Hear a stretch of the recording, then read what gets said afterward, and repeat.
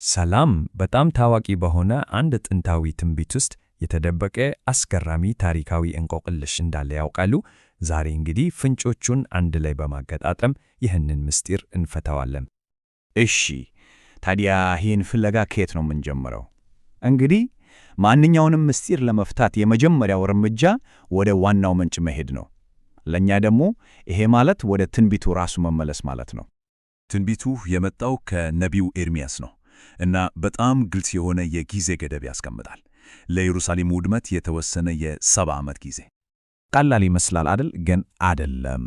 ይሄ የ70 ዓመት የጊዜ ቆጠራ በትክክል መቼ ተጀመረ? ዋናው ጥያቄ ይሄ ነው። ይሄ ጥያቄ ነው ወደ ታሪካዊ ምርመራችን ይመራል። እንቆቅልሹ የሚጀምረው እዚህ ላይ ነው። የመነሻ ቀኑን ለማወቅ ስንሞክር ዋናዎቹ ታሪካዊ ምንጮቻችን እርስ በርሳቸው የሚጋጩ ይመስላሉ። የችግሩን ምንጭ ለመረዳት በወቅቱ የተፈጸሙ 3 ቁልፍ ክስተቶች እንዳሉ ማወቅ አለብን። 3 የተለያዩ የባቢሎን ምርኮች፣ የእያንዳንዳቸው ለ70 ዓመቱ መነሻ ሊሆን ይችላል። ስለዚህ ምርመራችንን እንደ ሦስተኛው የምርኮ ጊዜ ላይ እናተኩራለን። ለምን? ምክንያቱም የምስጢሩ ዋናው ክፍል የሚገኘው እዚሁ ላይ ነው። እስቲ ማስረጃውን እንመልከት። በአንድ በኩል ኤርምያስ ይህ ክስተት በንጉሥ ናቡከደነፆር 18ኛው ዓመት እንደተፈጸመ ይናገራል። በሌላ በኩል ደግሞ የነገሥት መጽሐፍ በ19ኛው ዓመት እንደሆነ ይገልጻል። ታዲያ የትኛው ነው ትክክል? የሚገርመው ደግሞ ይሄ የአንድ ጊዜ ስህተት አይደለም።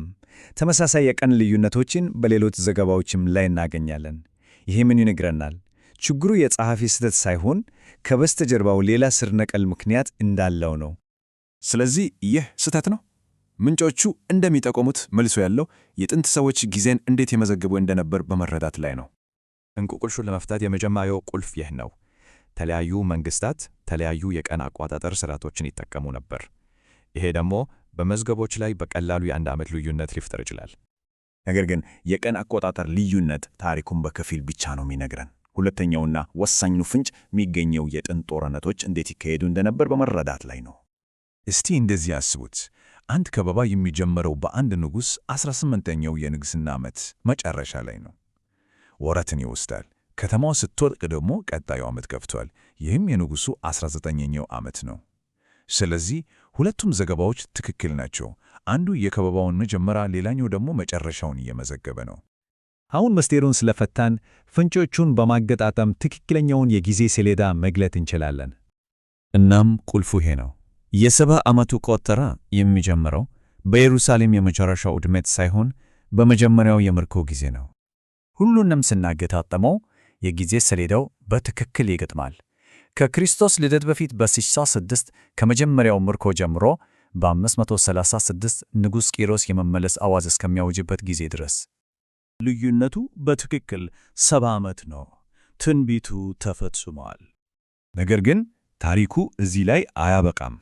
ይህንን ታሪካዊ እንቆቅልሽ መፍታት ከቁጥሮች ባለፈ በጣም ጥልቅ የሆነ ምስጢራዊ ትርጉም ይገልጥልናል። ስለዚህ ቀኑ ትክክል መሆኑን አረጋግጠናል። አሁን ግን ዋናው ጥያቄ ለምን የሚለው ነው። ለምን 70 ዓመት? የዚህ ቁጥር ፋይዳ ምንድን ነው? ምንጮቹ እንደሚጠቆሙት ታሪካዊቷ ባቢሎን ለወደፊቱ ለሚመጣ ሌላ ትንቢታዊ ኃይል እንደ ጥላ ወይም ምሳሌ ሆና ታገለግላለች። የዚህን ትንቢት ፍጻሜ ከሌላ ትንቢት መጀመሪያ ጋር በማገናኘት ተከታታይ የሆነውን የተረካ ክር እናያለን። እናም በዚህ ሐሳብ ቀሰቃሽ ጥያቄ እንጨርሳለን። የ70 ዓመቱ የኢየሩሳሌም ውድመት አበቃ። ታዲያ የትኛውም ትንቢት አስጀመረ? ይሄ ለቀጣይ ጊዜ የሚሆን ጥያቄ ነው።